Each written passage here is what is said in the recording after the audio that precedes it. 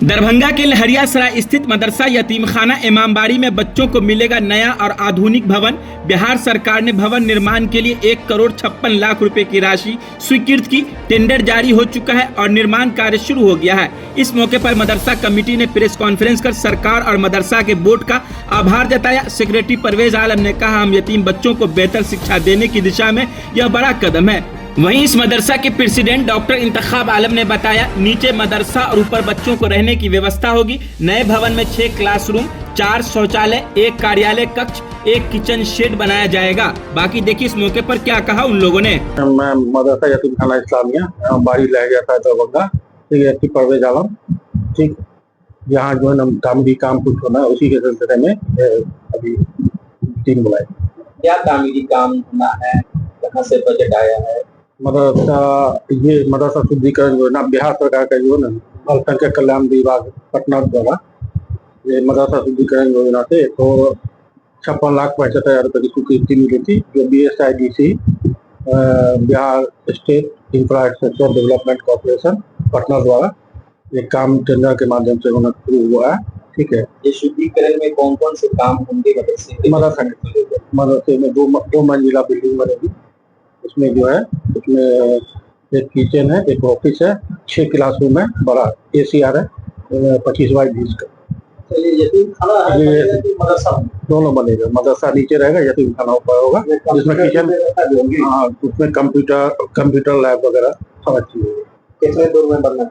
ये अभी आपकी 80 बाई 40 तो 3200 स्क्वायर फीट। अभी जो मदरसे की स्थिति है वो दिख रहा है ये योजना आने के बाद, निर्माण होने के बाद मदरसे की डेवलपमेंट या शिक्षा में सुधार की क्या गारंटी या उम्मीद क्या रहता है? मुझे यही लग रहा है कि जब इंफ्रास्ट्रक्चर किसी भी मतलब संस्था का इंफ्रास्ट्रक्चर का में अगर सुधार आता है तो निश्चित तौर उसकी पढ़ाई में भी सुधार आएगा। अभी हम लोगों ने अनुकंपा पे 2 जो है इसके लिए भेजा है, राजीव अंसारी जो साथी अंसारी मरहूम थे यहाँ, उनके इसके लिए अनुमोदन के लिए, और एक अबरार अंसारी, मौलाना अबरार साहब थे जामा मस्जिद के इमाम साहब, तो उनका बेटा किया है सारी इसमें आप ही से क्वेश्चन है कि आपको क्या बुरा हाल नजर आ रहा है?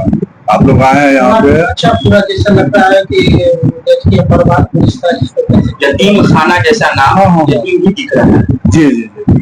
तो अभी आपने बताया कि यहाँ पे ढांचा आपको जो है नजर आ रहा है, तो फिर ये इसी जो किया गया है तो नव निर्माण के लिए ही किया गया है, तो शायद सवाल का जवाब तो आपको कैंपस में एंट्री मारते ही हो गया होगा। तो आपको ये बता दिया जाए कि यही जो आपको बुरा हालत दिख रहा है ढांचे का, क्योंकि ये भी कभी खूबसूरत हुआ करता था जब नया बना था, और किसी भी चीज को फिर से जो पुनर्निर्माण करना है या उसके लिए जो योजना है जो हमारे सेक्रेटरी साहब लेके आए, आप भी जान रहे हैं कि सरकारी योजना लाना इतना आसान काम नहीं होता है।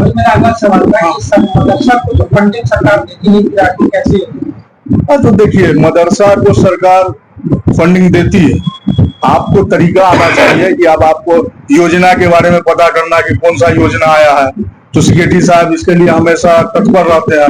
फिर आवेदन करना, फिर एक प्रोसेस उसमें और आता है कि आप एलिजिबल है कि नहीं, आपका पात्रता है कि नहीं उस चीज को लेने का।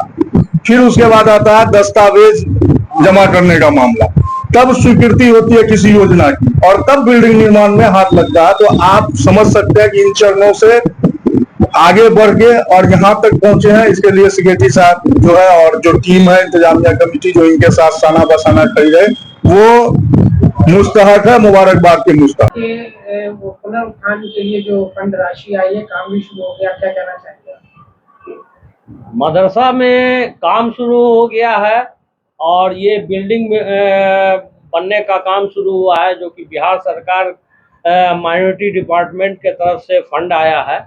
और ये खुशी की बात है कि हमारे दरभंगा में बिहार सरकार ने मदरसा यतीम खाना को चुना अपने फंड के लिए, और उन्होंने फंड दिया है, और ये पूरे समाज के लिए एक अच्छा काम हो रहा है, और इसकी हमेशा तारीफ होनी चाहिए। अगर समाज के बहबूदी के लिए कोई अच्छा काम हो रहा है तो सरकार भी इसकी बड़ाई का मुस्तहक है, और जो लोग इस फंड को लेकर आए हैं, मेहनत करके लाए हैं, वो भी मुबारकबाद के मुस्तहक हैं।